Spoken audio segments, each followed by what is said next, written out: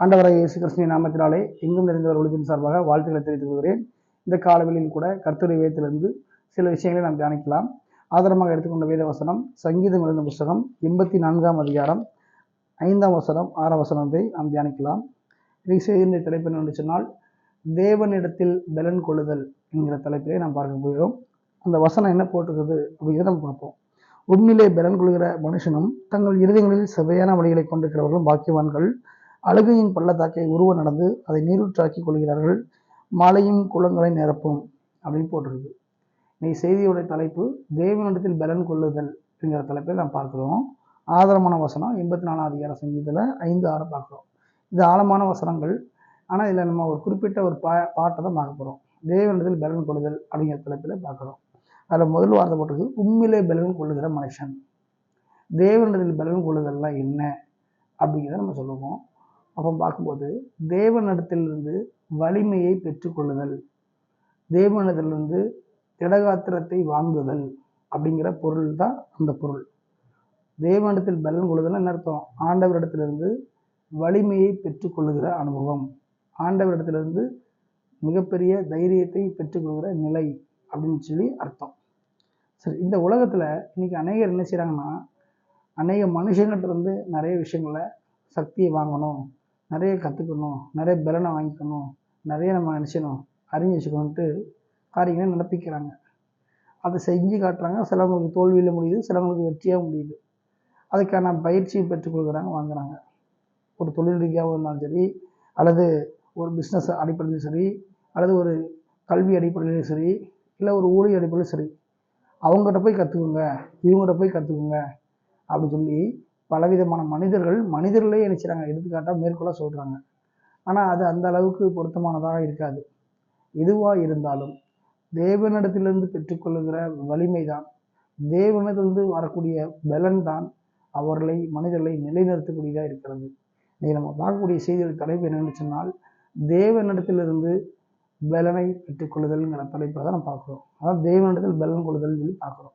இன்றைக்கி அநேகர் மனுஷங்கிட்ட தான் நினைச்சாங்க நிறைய காரியத்தை வாங்கணும், அதை அறிஞ்சிக்கணும், இது ஒன்றும் நினைக்காம தவிர இந்த தேவனிடத்திலிருந்து வலிமையை வாங்க வேண்டும், பெற்றுக்கொண்டு செயல்பட வேண்டும் என்று யாரும் எண்ணுகிறது இல்லை, புரியறதும் கிடையாது. அப்படி நாம் என்ன செய்யக்கூடாது, இருக்கக்கூடாது. இதை கேட்குற ஒவ்வொருவரும் அப்படி மனிதர்கள்ட்ட இருந்து எதுவுமே வாங்கணும்னு நினைக்காம தேவனிடத்திலிருந்து பலனை பெற்றுக்கொள்ளணுங்கிறத நம்ம என்ன செய்யணும், நம்ம மென்ஷன் பண்ணி பார்க்கணும். சரி, தேவனிடத்திலிருந்து பலனை பெற்றுக்கொள்ளணும்னு ஏன் பார்க்கணும்னா, அவரிடத்திலிருந்து பலனை பெற்றுக்கொள்வது தான் ஒட்டுமொத்த உலகத்தையும் பார்த்தீங்க அப்படின்னா ஜெயிக்கக்கூடியதாக காணப்படுகிறது.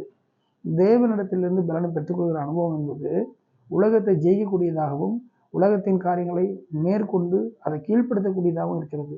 மனுஷங்களிலிருந்து பெற்றுக்கொள்ளக்கூடிய மற்ற காரியங்கள் எல்லாமே அது புஷ்ஷுன்னு போயிடும், அது நிலையில்லாமல் போயிடும், அது பிரச்சனை உண்டாயிரும், அது ஃபேஸ் பண்ண முடியாது. ஆனால் தேவன் உலகத்தை ஜெயித்தவராக இருக்கிறார், நம்மை ஜெயிக்க வைக்கிறவராக இருக்கிறார். ஆகவே தான் தேவனிடத்திலிருந்து வலிமையை பெற்றுக்கொள்ளணுங்கிற தலைப்பில் பார்க்கணும். சரி, இதுக்கு யார் அப்படி ஆதாரமாக செயல்பட்டாங்க, வலிமை பெற்றுக்கொண்டான்னு பார்க்கும்போது தாவீது ராஜாவை பார்க்கலாம். எடுத்துக்காட்டாக பார்க்கும்போது 1 சாமுவேல் எழுதின புத்தகம் 30ஆவது அதிகாரத்தில் ஒரு சம்பவம் இருக்குது.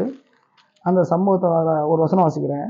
தாவீது மிகவும் நெருக்கப்பட்டான், சகல ஜனங்களும் தங்கள் குமாரத்தின் நிமித்தம் மன கிளேசமானதினால் அவனை கல்லறிய வேண்டும் என்று சொல்லிக் கொண்டார்கள். தாவீது தன் தேவனாகிய கர்த்தருக்குள்ளே தன்னை திடப்படுத்தி கொண்டான். அப்போ இந்த வசனத்தை எடுத்துக்காட்டாக பார்த்து தாவீதை நம்ம மேற்கொள்ள பார்க்கணும். அப்போ இந்த வசனத்து அர்த்தம் என்னன்னா, தன் தேவனாகிய கர்த்தரிடத்திலிருந்து தாவீது வலிமையை பெற்றுக்கொண்டான், தேவனிடத்தில் பலனை பெற்றுக்கொண்டான்னு தான் அர்த்தம். இது என்ன சம்பவம்னா, தாவீதும் அவனுடைய கூட சேர்ந்த சில மனிதர்களும் ஒரு இடத்துக்கு என்ன செய்கிறாங்க, அவங்க யுத்தத்துக்காக போகிறாங்க. இவங்க போன சமயத்தில் இவங்க தங்களுடைய மனைவி, பிள்ளைகள், பொருட்கள்லாம் வச்சுட்டு போகிறாங்க. அதை நோட் பண்ணிட்டு இருக்கக்கூடிய பார்த்தீங்க அப்படின்னா ஒரு சில எதிரிகள் என்ன பண்ணுறாங்க, அவங்க தாவீது அவருடைய மனுஷனும் போன பிறகு இவங்க விட்டு போன அந்த பிள்ளைகள், மனைவி எல்லாரையும் அவங்க அரெஸ்ட் பண்ணுறாங்க, சிறைப்பிடிக்கிறாங்க. சிறைப்பிடிச்சிட்டு பொருட்கள்லாம் கொள்ளையடிச்சிட்டு அப்படியே கொண்டு போகிறாங்க, அவங்க இடத்துக்கு கொண்டு போகிறாங்க. போயிட்டு நினைச்சிட்டாங்க, இது அத்தனை சம்பவமும் தாவீதுக்கும் அவங்க கூட தெரியாது. அவங்க யுத்தம் பண்ணிட்டு திரும்ப வரும்போது எல்லாமே இருக்கும்போது யாருமே இல்லை, பிள்ளைங்க இல்லை, பொருட்களில் எதுவுமே இல்லை. எல்லாரும் கோவப்பட்டு அழுகுறாங்க, வேதனைப்படுறாங்க. அப்போ அந்த 4ஆம் வசனம் சொல்றது, தாவீதும் அவனுடைய ஜனங்களும் அழுகிறதற்கு பலன் இல்லாமல் போக மட்டும் அழுதார்கள். அப்போ எல்லாரும் அழுகுறாங்க. ஐயோ, நம்ம யுத்தத்துக்கு போயிட்டு வந்து பிள்ளைகளை பார்த்தா பிள்ளைகளை காணோம், மனைவியை காணோம், சொத்துக்களை காணோம், எல்லாமே கொள்ளடிக்க போயிட்டு நம்ம போன இடத்த பார்த்து இன்னொருத்தவங்க நம்ம பிள்ளைகளை எல்லாத்தையும் உடைமைகளை கொண்டு போயிட்டாங்கன்னு வேறுங்க. அப்படிப்பட்ட ஒரு சூழல் இருக்கும்போது கூட இருக்கக்கூடிய அந்த ஜனங்கள் எல்லாரும் தாவீது மேலே கோவப்பட ஆரம்பிச்சிட்டாங்க. உன்னால தான் நான் பிரச்சனை, உன்னால தான் நான் இழந்தேன், உன்னால தான் நான் இந்த மாதிரி போராட்டம் அப்படின்னு கோவப்படுறாங்க. இப்படிப்பட்ட ஒரு சூழ்நிலையில என்ன செய்வதே என்று திகைத்து போன நிலையில தாவீது இருந்தார். அப்போ அந்த டயத்துல அவர் மனம் பதனாம ஆண்டவரிடத்துல வலிமையை வாங்க ஆரம்பித்தார். தேவனிடத்தில் பலனை வாங்க ஆரம்பித்தார். ஆண்டவரே, நான் என்ன செய்யன்னு தெரியல, எனக்கு உதவி பண்ணுங்கன்னு சொல்லி ஆண்டவரிடத்திலிருந்து வலிமையை, தேவனிடத்திலிருந்து வலிமையை, பலனை பெற்றுக்கொள்ள ஆரம்பித்தார்.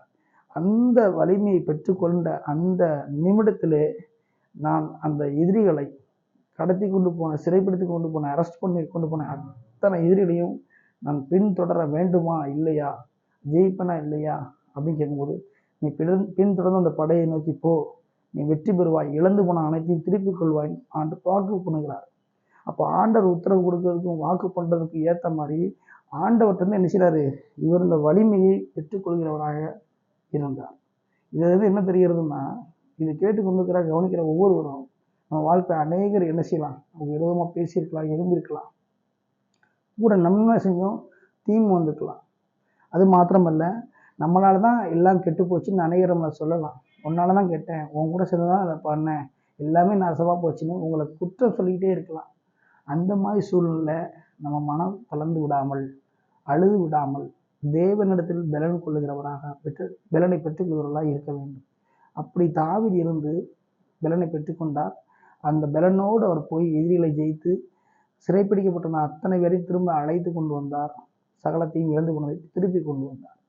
எனவே இதை கேட்டுக்கொண்டிருக்கிற ஒவ்வொரு தேவ பிள்ளைகளும், வாலிப பிள்ளைகளும், சகோதர சகோதரிகளும், உங்கள் வாழ்க்கையில் நீங்கள் பலன் இல்லாமல் இருக்கலாம், எவ்வளோ இழந்திருக்கலாம், எவ்வளவோ வேதனைப்பட்டிருக்கலாம், எத்தனையோ பழிகள், குற்ற சுமத்துகள் எல்லாம் வந்திருக்கலாம். அது நிமித்தம் நீங்கள் உடஞ்சி போயிருக்கலாம். கவலைப்படாதீங்க. தேவனிடத்திலிருந்து பலனை பெற்றுக்கொண்டு நீங்கள் முன்னேறும் பொழுது உங்களை யாரெல்லாம் குற்றம் சுமந்தாங்களோ, யாரெல்லாம் உங்களை பழி சொன்னாங்களோ, அவங்க முன்பாக தேவன் உங்கள் தலையை நிமிர்த்துவார்.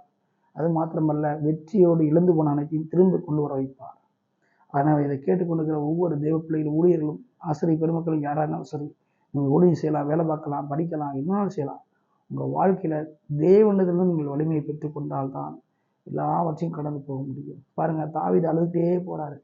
இந்த வசனம் என்ன சொல்லுது, சங்கீதம் 84 அவர்கள் அழுகையின் பள்ளத்தாக்கை ஒருவன் நடந்து அதை களிப்பான நீரூற்றாக்கி கொள்கிறார்கள்.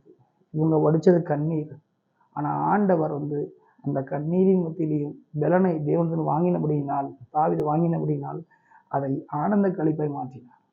இங்கே அழுதுகிட்டே இருக்கலாம், இன்னைக்கு உங்கள் அழுகையை ஆனந்த களிப்பாய், ஆனந்த கண்ணீராய், அதை நீரூற்றாக அப்படியே மாற்றக்கூடிய விதத்தில் தேவன் மாற்ற வேண்டும் என்றால், தாவீது போல நீங்கள் தேவனிடத்தில் பலனை பெற்றுக்கொள்ள வேண்டும்.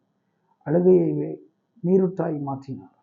அப்போ இதை கேட்குற ஒவ்வொருவரும் இந்த வசனத்தை புரிந்து கொண்டு தேவனிடத்திலிருந்து வலிமை பெற்றுக்கொள்ள முன்வர வேண்டும் என்று சொல்லி உங்கள் அனைவரையும் எங்கும் நிறைந்தவருடைய வாழ்த்துகிறது. ஆமென்.